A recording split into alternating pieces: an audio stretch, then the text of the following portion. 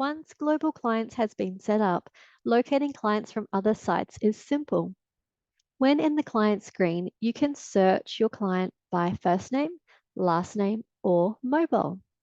We highly recommend you search your clients via their unique mobile number, as this will search the entire network of sites and return the exact matches.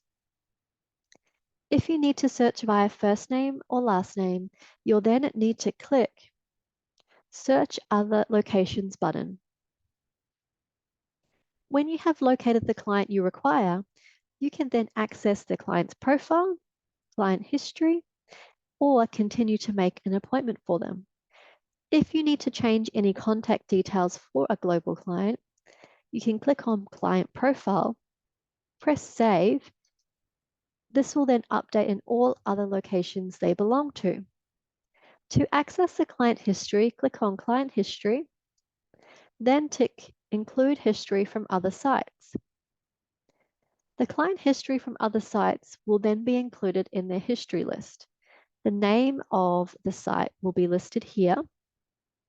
And if you would like to view the client's total spend for other sites, you can click on the Histories Total tab and double click on Other Sites, and you'll be able to see the total spend here.